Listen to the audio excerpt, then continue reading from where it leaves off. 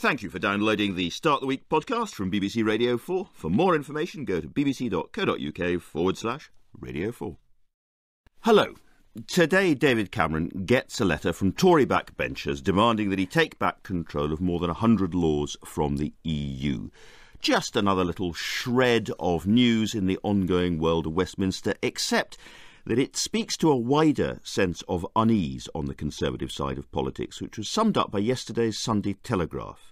That said that in his eagerness for popularity, the Prime Minister runs the risk of turning his back on the fundamental values of the party he leads. Current areas of concern include the environment, there's a lot of hostility to wind farms, Europe, foreign aid, anti-business rhetoric and much else. Well, today we're going to ask what those fundamental values are, or should be, for British Conservatives. I'm joined by the modernising Tory MP Margot James, the Conservative columnist Peter Hitchens, Conservative but not exactly a loyal foot soldier, I think it's fair to say, the author of Pity the Billionaire, Thomas Frank, who's been analysing the Tea Party insurgency on the American right, and the champion of British neoconservatism, Douglas Murray. Let's start with you, Douglas, because ideology is a good place to begin, and the mere question of whether British Conservatives should have a coherent ideology is something that Conservatives argue about. Absolutely. Conservatism itself, you could argue, is an anti-ideological ideology. It doesn't want to engage in the doctrines that the left, for instance, engages in. However, I would argue that the right, Conservatives, have to have a defined ideology, not least in recent decades, because the onslaught from the left has been so intense and so far-reaching in its consequences that you cannot rebut it solely by non-ideology alone. And that means that if you are somebody like David Cameron at the helm, you need kind of strong underpinnings to ensure that you're not just buffeted by events. I think you'd need to know where you're coming from. And so, in its essence, neoconservatism for a British audience means what? Well, neoconservatism is simply a brand of conservatism, but which is propelled by the desire to conserve, and in neoconservatism's case would also believe in certain situations, such as foreign affairs, being rather more proactive, perhaps, than traditional small C conservatism. Peter Hitchens, you would regard yourself, you called yourself in the past a paleo-conservative rather than a neo-conservative. Well, paleo meaning old, but I mean, people call me that. It's not. It's just a term to try and distinguish myself, apart from anything else, from Douglas and his mad foreign adventures that he's so strangely keen on. But it is really just, I'm a conservative. That is to say, I don't believe that all progress is good, that I believe many things which now exist deserve to be preserved, and that some things which used to exist ought to be restored. And I have a fairly sound basis for that belief in experience and in a very, very strong love of my own country, which I see now very sorely distressed. And that's where my conservatism comes from. And what about ideology? Would you go back to a body of writing, philosophical writing or other writing, and say this is sort of ideologically where I come from? Or is it all instinctive? No, I think the foundation of conservatism does come from Christianity, but that is not an ideology. It's a religion, and amongst other things, it limits the ambitions of man. It says that God's kingdom is not of this world, and utopias are always wrong. The problem is that, as Douglas rightly said, we confront utopians all the time, and especially since the end of the 19th century, when Fabianism became a very strong strand in English politics, and then since the Second World War, when the sort of cultural Marxism of the 1960s revolution moved into radical politics. If you don't understand your enemy, and if you don't understand what it is that he's seeking to do, you won't be able to combat him. And an awful lot of conservatism is simply a machine for obtaining office for the sons of gentlemen, rather than a party which looks at the country and says, this is what's wrong with it, this is what needs to be put right, and this is what we could do better. Let's turn to a daughter of gentlemen who's successfully sought office under the Conservative machine, Margot James. Does ideology matter to you? Do you think it's an important thing to be talking about for Conservatives? I don't think ideology is at the root of conservatism, in that Marxism might be said to be at the root of socialism, which is a pretty rigid framework of an ideology. Conservatism, I would define more as a philosophy.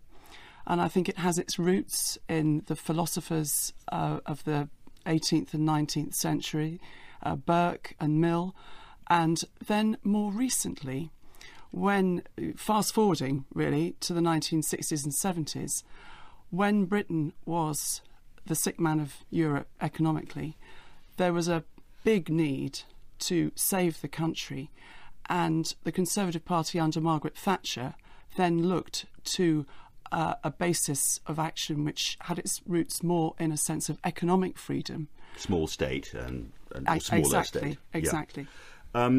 Giving an American perspective, Thomas Frank, you've been looking at the Tea Party insurgency, I called it, but the phenomenon on the right that after a period of economic crisis caused by the failure of regulation and greed in the banking sector and all the rest of it, so many Americans turn not to social democratic or leftish solutions, but to conservative ones. That's right. And first of all, thanks for having me here. And, you know, I'm listening to your descriptions of the UK, and I would say that in America, the situation is precisely the reverse. There really isn't any kind of left in the way that you guys are describing the left here in the United States. But you do have on the right, you have a movement that is, you know, powerfully ideological. And the ideology in that case, I mean, they call themselves conservative, whether they, you know, neocon or paleocon, I don't know. The ideology is the market. Now, this is fascinating in all sorts of ways. First of all, the sort of utopian hold, the grip that it has on the minds of the leaders of the American right. I'm reminded of a speech that Rick Santorum gave the other day. This is the guy, a former senator from Pennsylvania, who's running for the presidency in the Republican Party, where he said something that was absolutely contrary to what we know to be true about the world we live in, which is he's talking about the financial crisis, the housing bubble of 2008 and before. And he says, we know what caused that. Government forced banks to hand out bad loans to poor people. Okay, this is, as a matter of fact, not true. It's very well established that it's not true. But he says, we know this is the case. We don't, and what he means by that is we don't really need to look any further because our ideology explains the situation to us, okay? We know that markets always work and that if you just get government out of the way, everything's going to be fine. And the other thing I want to point out about this is that this is a profoundly unconservative ideology. There's nothing more destructive of, you know, inherited traditions than, you know, the free operations of the market. I'd like to pick up directly on the market and look at what's happened to this country over the last few years, where we did have, many people would say, an under-regulated financial system, and we now have a far bigger gap between a few people earning vast amounts of money right at the top, and the controversy at the moment about what bank bosses and others are being paid, and the average wage. Now, what I want to see is whether there is a distinction made among the Conservatives around the table as to whether this is virtuous, the market acting in a virtuous way, or whether there is indeed something anti-conservative about that. Peter. Well, it's extraordinary, the confusion which has happened. It happened in the era of Margaret Thatcher and Ronald Reagan, particularly among political conservatives, who seemed to think that the market was a substitute for Christianity, that somehow or other was this force, the invisible hand, that would, if left to its own devices, create a good society. These people were completely uninterested in matters of morals and culture, and completely uninterested, it seemed to me, in preserving the particularity and independence of their own countries, and mistook 19th century liberalism for conservatism. And from that grave mistake, an awful lot has followed. I don't see I have anything whatsoever in common with almost anything that Margot has said. And I look at outfits like the Tea Party in the United States, and I have nothing in common with them. They don't have any interest in the things that interest me, which are, as I say, in preserving culture, in preserving and extending morality and such things as the family and the small particular things of life in which people can be free. And this is nothing whatever to do with conservatism, and it's a perversion of the cause, which has almost completely destroyed it as a political force in both the United States and in Britain. You are a liberal, small L, Margot, not a conservative. question? Certainly not, no. I think that perhaps I have much more in common with some of the things that Peter wants to conserve than he thinks I have. I think virtually all my colleagues in the Conservative Party, whether in Parliament or not, see the preservation of our civic institutions and the role of the monarchy and the family as absolutely paramount. I don't think that the market has replaced conservatism. I think the market is crucial in terms of rewarding people for hard work and enterprise, which is a central tenet of conservatism.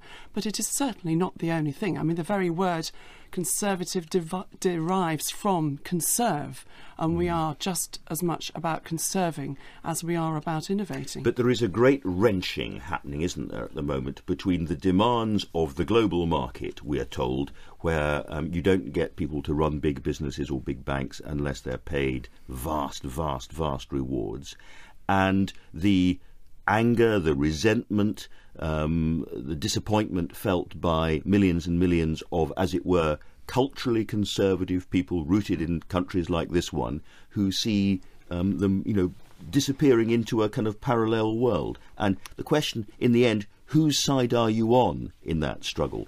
Can't be avoided. Well, I think that it is not a new problem, Andrew. I can remember back in the 70s, it was the same. I would say that there is a slight creeping return of the politics of envy, which concerns me greatly. Yes, some of these salaries are absolutely remote from all of us around this table, I would imagine, and certainly average salary, people on average salaries. But I mean, one of the main changes since those days of the 70s has been the globalisation of many industries. And we do have to have an eye to the preservation of jobs in this country. And if we go too far out on a limb in taxing those large salaries, as the Labour Party is suggesting at the moment, you just lose then the company. I fear that very much. You're a millionaire because you built your own company, aren't you? I mean, I should say you're not a millionaire because somebody has paid you huge sums of money to sit on boards and mess up companies, because you built your own ones. That is true, and I'd sometimes reflect that it probably took me about 15 years to build my business before I sold it, and it took me 15 years to earn what one of these bankers earns in a year or two. I have no resentment of that. I didn't have the sort of financial brain to go into banking. Neither did I want to sell my soul to a corporate institution, which is what it takes at that level of that industry. They are on tap 16 to 18 hours a day, Christmas Day, whatever. They have to sacrifice their entire lives for it. No time. And it would not be my choice of a way to live, and I would prefer a way to live which is perhaps less financially remunerative. Douglas Murray. And one of the things that used to be said by some conservatives here and in America after the Cold War was that the right had won the economic conflict and that the left had won the culture wars. And actually this boast, half-boast as it were, has come back to bite those conservatives who argued it, because there's no doubt that, I think wrongly, the right has been saddled with the mistakes that have gone on in recent years, have been to a large extent blamed for excesses within the market that we have seen in both in America and in the UK. And I think that's a serious problem that conservatism is going to have to get over. And it's going to have to be a culture war, as it were, that it's going to have to fight itself. I just wanted to put in one other as it were, pillar of conservatism which is worth discussing, which is the issue of institutions. The idea that the market is the institution, that the market will do, that's enough, is of course a terrible mistake. Societies and conservative societies are made up partly by their reliance on a whole range of institutions, the rule of law, the law courts, the monarchy in the case of Britain, a parliament, a working parliament that actually does the job that parliament is meant to do. All of these things which, if you actually look at Britain in particular today, you can't help but come to the conclusion that at the very least all of these institutions have been significantly debased. And at the root of that is, I think, the reason why some people end up relying on the idea that only one institution, the market, can take us out of this malaise. Is there a sense? amongst you all that we are actually at a potentially important turning point anyway, that because of levels of indebtedness, our inability to create enough wealth in the West and so on, there is going to have to be a radically different settlement, and therefore this is an opportunity for people on the right, as for people on the left, to kind of pile in and start to make some more... Well, it's certainly at a moment of, I think, permanent national decline. I think that a lot of people have until recently viewed the current crisis as a temporary thing which will come to an end, like the one we had in the 1980s, and then we'll all get back to being prosperous again. I don't think that's going to happen. I think we're going to be comparatively less well off, comparatively less powerful, comparatively less almost everything, which may concentrate people's minds.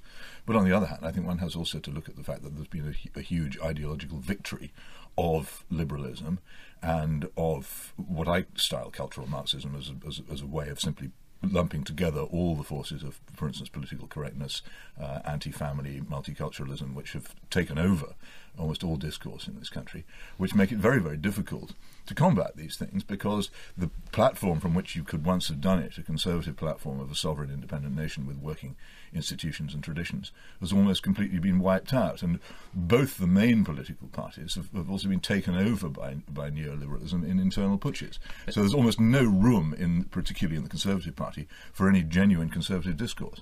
If I can say, the reason why we're at such a juncture, in my opinion, is why this matters, is because, among other things, there is a risk at the moment that people will rely on the idea that the only thing that has got us where we are is, for instance, Fred Goodwin.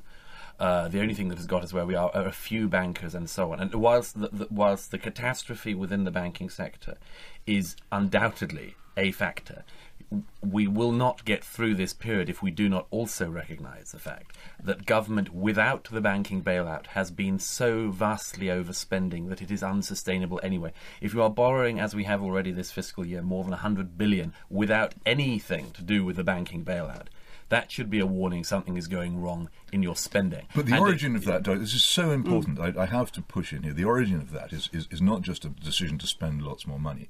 The origin of it was the decision in the 1960s that the state should become the parent. Yes. That more and more people should be married to the state, that the family should become less and less important. And the reason why we have such a huge number of people dependent upon the welfare state is this deliberate decision to create, and now to continue to creating endlessly, fatherless families, which the state is responsible for. That's the reason why the entire product of the income tax is now spent on welfare. I think that was a wince, Margot James, rather than a nod Well, I of think it is a approbation. perverse way of looking at the world to allege that these negative social consequences have been all at the door of government policy, as if there is a political party or a government that is trying to create fatherless families. Absolutely not. And I think that the roots of the problem are much more diverse than government policy. There have been a lot of social change, and this government is trying, through welfare reform, to address some of the problems. Thomas Frank, how would this conversation feel if it was happening in America? Is there more pessimism in British conservatism than you hear in American conservatism? Oh, absolutely. But look, the turning point you referred to a minute ago, America hit that turning point and just didn't turn. Okay, the turning point is basically the complete destruction of 30 years of economic policy. All the financial deregulation, the desupervision, all of the ways in which we encouraged financial experimentation. That's been our economic policy in America for 30 years. At the expense of places like where I grew up, which is now referred to as the Rust Belt. Okay, and this economic policy completely crashes and burns in 2008. Is revealed to be absolutely worthless. And what do? We bail out the banks, set them back up, make sure these guys get their bonuses, set them back up and get them started again. And this is both parties accept this policy. Okay, for the Republicans engineer it at first, President Bush. And then President Obama comes in and accepts this. You referred earlier to sort of class outrage, the sense of outrage at the billionaire class. That is palpable in America. It is everywhere you go in America. What's fascinating to me is that the conservative movement in America are the ones that speak to that most ably and most effectively. And that's one of the reasons that they've succeeded and why the Tea Party movement is succeeding. You go watch Newt Gingrich when, this is, who this guy is. He's running for president. And he gave a victory speech after his big win in South Carolina the other day. And I swear he mentioned elites or elitism 5 or 6 times in the course of his talk. I mean, this is the Tea Party movement imagines itself to be the great sort of rising up of the masses against the. It's true. It's very hard to come up with a definition of elite that doesn't include Newt Gingrich. I'm it, right? In his mind, it's like the starving journalist. But this is just rank populism of the kind that's popular in both our countries at the moment and at risk of getting worse. Tom's talking about the Tea Party. That goes back. The Americans' dislike of big government is visceral, isn't it? And it goes right back to the origins of the United States and the tussle between the states and the federal government. And I think there's a parallel between in the US, this dislike of big government, and in the UK, this deep concern about the European Union and Brussels. That is the sort of whipping boy for all of our discontent, in the same way as big government and federal government is for the discontent of the Tea Party movement. I want to see whether we can connect what's happened economically. The disemboweling, if you like, of traditional manufacturing, of a lot of things that used to go on in this country in favour of financial services, financial engineering, not real engineering, and what, for instance, Peter was saying about the family and traditional structures, because it seems to a lot of people that what has happened over the last 20 years is, in effect, governments of either stripe have taken the huge tax take that was on offer during the long boom in the city and used it to buy off people through welfare and bigger state spending, and therefore have not confronted the industrial and economic problems, which were where so many people and families and breadwinners were traditionally employed. Well, this is true, and I think if you look at both, this is one of the great mistakes which modern Conservatives make is this what I call Thatcherolatry in this country, and of course the ludicrous worship of Ronald Reagan in the United States. These were economically profoundly liberal governments. They forsook all kinds of protection. They exposed their native industries to the most disastrous competition and basically did huge damage to manufacturing industry and therefore to the livelihoods of people. And again, this hits straight at the family. In the areas where people used to work in manufacturing industry and support their families through work, you now have vast welfare deserts. And these were the creation of supposedly much worshipped conservative governments. And this is part of the huge mess that conservatism has got itself into. I must just respond to Margot on the business of fatherless families. There was actually a big ideological battle about this in the 1960s. In which the whole idea of the unmarried mother was changed into the single parent. And then there was an ideological battle in her own party during the long years of opposition in Blairism, when there was a moment where I think it was David Willetts who declared that the war on the single mother is over. There'd never been a war against single mothers. Nobody disliked single mothers. That wasn't the point. What there ought to have been was a war to re-establish the father-led family and the independence of the family from the state, if it had been a Conservative party. But by that time, it was a wholly neoliberal party, which in my view would guillotine the Queen in Trafalgar Square if it thought it would win at an election. Can I just come in? I think there was, Peter forgets, there was a huge social stigma about being a single mother. In the 70s, and even before that it was even worse. Very, very difficult to become a single mother. In the 60s, young women who were pregnant outside marriage were forced to give up their children for adoption with terrible consequences. And then in the 70s, yes, it was just about acceptable to have the baby, but you were shunned. Your father was adopted, wasn't he? No, he wasn't. My partner is adopted. Your partner's adopted? Not my father, no. Sorry.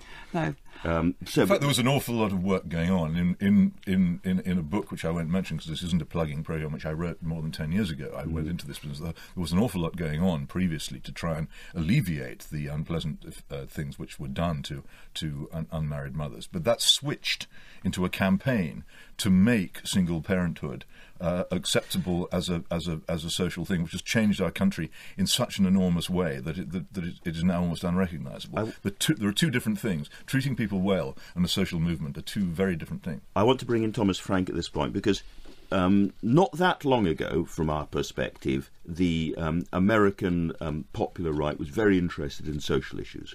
That's right. Abortion, the death penalty, all sorts of kind of, if you like, touchstone moral issues.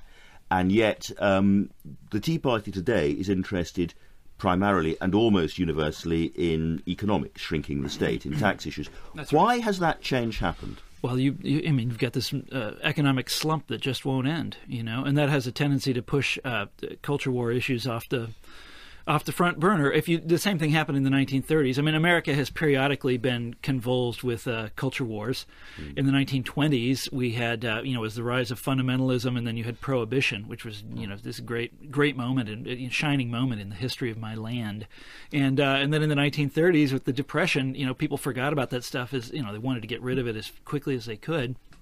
And that's what happens. In moments of hard times, the culture wars disappear. But that doesn't, and that's what's going on right now. Now, they'll be back, of course. The culture wars will be back as soon as the economy recovers. But this doesn't mean, and like you say, economic issues are the focus again. But this doesn't mean that we talk about economic issues in an economic way. We think about them, especially on the right. The Tea Party movement and their allies. We think about them in moral terms. In almost religious terms. Okay, we think about the national debt instead of the way an economist would think about it. We think about it as though it were the doings of a family, or we think about it in terms of 7 lean years and 7 fat years, like in the Bible. We think about Ron Paul's son Rand Paul, who's a U.S. senator from Kentucky, talks about the day of judgment that's coming to us. Well, we may be getting 7 lean years after rather more than 7 fat years. I'm not sure the Bible's wrong on that one. Can I just bring in Douglas Murray, because in your vision of neoconservatism, you would like to slash the state right back. You'd like to cut taxes back much more radically to create a more individualistic and less state-dependent society. Are you looking at what the Conservative government is doing now? Are you just purely a voice out there in the wilderness, or do you have connections with the Conservative family which actually starts to put some of your ideas into practice? I wouldn't want to harm the career of anyone by naming names in the Conservative Party of anyone who sympathises with what I think, but I think that I think to an extent all Conservative voices of the small c, neocon, paleocon, whatever, are to an extent in the wilderness at the moment, because we have found ourselves in a slightly similar situation to that which the States has been in for some years, which is to say that the battles have become phony battles. In the States, the argument about abortion, Roe versus Wade, all the time. In fact, Republican or Democrat, extremely unlikely that the abortion laws are going to change in the US. These things are fought incredibly hard, but they're actually diversionary conflicts. And in the meantime, all sorts of other things go through without anyone batting an eyelid. Again, the example of the war on single mothers. The phantom culture wars fought, whilst the real things go through unnoticed. And I think there's one, if I can say so, very good battle going on at the moment that's a real battle, and that's the one that the coalition government is involved in over whether or not you should be paid better if you work than if you don't work. And the extraordinary conflict, apart from anything else, in the House of Lords that has come across. We should remind people, this is the £26,000 yes. cap, which is the maximum that a family on benefits can receive, because yes. it is the average wage. And this is already being talked about in entirely sentimental terms. Here is a family with 5 children who've got 30,000 a year on benefits, and therefore they will not be able to live the life they would like. The BBC did something on such a family the other day. And this diverts from the real issue, which is the terrible disincentive and the terrible disaster across society that occurs when you do not incentivize people to work, to get out there, to find, apart from anything else, nobility in providing for their dependents. What would your welfare state look like? It would be a safety net. It would be what the welfare state was always meant to be, or should have been, in my opinion, which is that it was a safety net that caught those in need, but that didn't become a smothering safety blanket that ended up in sending us into the situation we're currently in, where you have generation after generation of families who have not only never known work, but have never known that they ought to know work. Would both Margot and Peter agree with that? Well, I agree with it, but I think the whole thing is you're starting with the economics rather than the politics. I think what the current government is engaging is a brilliant piece of triangulation. If you can get attacked by the bishops, and if you can get attacked by Ed Miliband, then you will actually look as if you're Conservative. when they're not. And that is there will be very little result from this much touted reform, because it doesn't, as I say, tackle the fundamental problem that we have created an enormous and growing dependent class about which no one proposes to do anything. So it has to go down to real politics. The real politics in this country are actually the politics of the family, because the fundamental. I lived in the Soviet Union for 2 years, and the thing that I noticed about it, the thing that I learnt most about what Marxism was really about there, was that the Soviet Union was the absolutely virulent, furious enemy of the married family. It hated marriage above all other things and tried to diminish it and reduce it to a tiny corner in society, because it was the principal rival to the power of the state. And when I got back here, I saw exactly the same process taking place in slow motion in my own country. And ever since the 1960s, and particularly the bizarre divorce reforms which were enacted then, which made it easier to get a divorce and to get out of a car leasing agreement, we have had the most fantastic concerted state-sponsored attack on the family, which continues to this day and is very, very expensive. Do you recognise this at all, Margaret? Can I go back to what Douglas was saying? Because the very fact that we've got this major debate about whether families on benefits should earn or should receive as much as a working family is a sort of statement of the terrible past to which we have come. I mean, it should be so self-evident that benefits are there to support people in need, and they shouldn't be commensurate with the average earnings of a family who work. It seems to me so self-evident that it's deeply shocking that it should cause such controversy. Absolutely. And also I think that it does have a tremendous moral purpose, and I would completely contest what Peter has just said. How he can describe Ian Duncan Smith as not a conservative baffles me. These proposals brought out by Ian Duncan Smith had their origin in all his work in the Centre for Social Justice that he founded to try and support families, to try and bring a moral purpose to the welfare state and make work pay. Yes. That seems to me to encompass everything that the Conservative Party is about, and I feel that it is Peter who is really I think we've gone as far on this one as we probably can. Well, I would just say that poor old Ian Duncan Smith was thoroughly cured of conservatism when he was the victim of that tremendous putsch against him, which destroyed the last vestiges of conservatism in the Conservative Party. One of the most astonishing events in British history and one of the least covered. And as dramatic as the putsch in the Labour Party, which destroyed old Labour and replaced it with Blairism. Fascinating events, far more interesting than any general election of the past 20 years. Not actually much examined, but Ian is not likely to recover from that experience in a short time. But in any case, he's in a party which isn't conservative or capable of conservatism. And I'll challenge you, in 5 or 6 years' time, come back and see, after your supposed grandiose reforms have gone through, come back and see if all the ththings that you now allege against the welfare system aren't actually still going on. I bet they are. As I say, I think we're not going to come to a kind of easy consensus on this one. I just have an instinct for this thing after doing the programme for a while. I'd like to move on to two other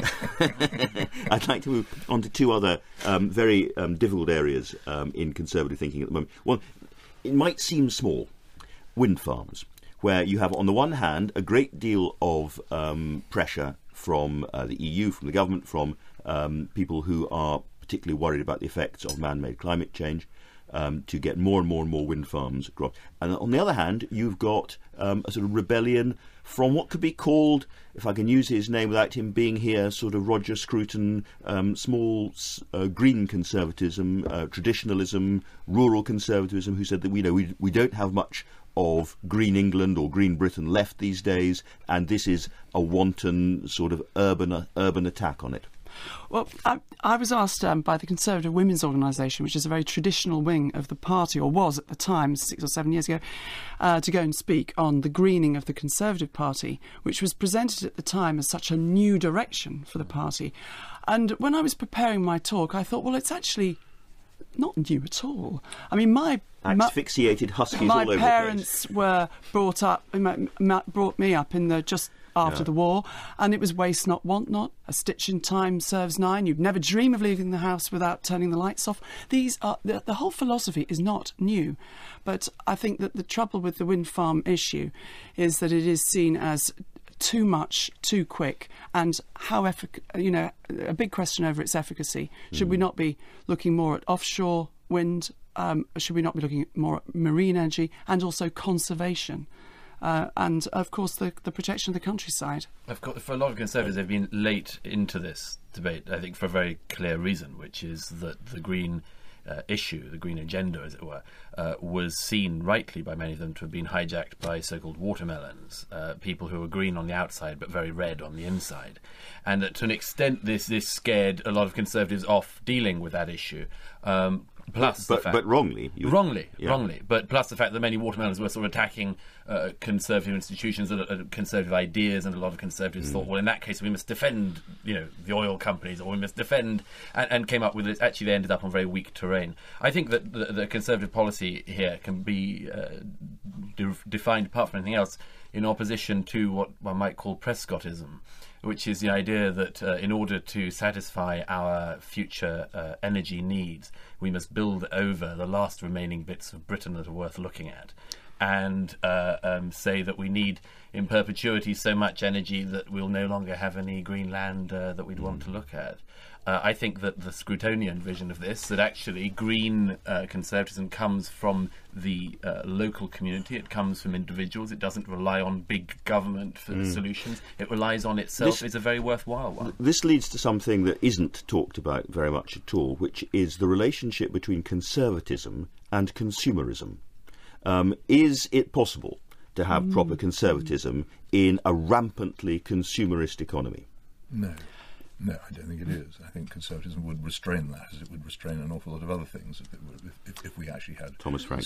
Well, no. If in America, anyways, where the guiding principle of conservatism, as we've been talking about, is markets.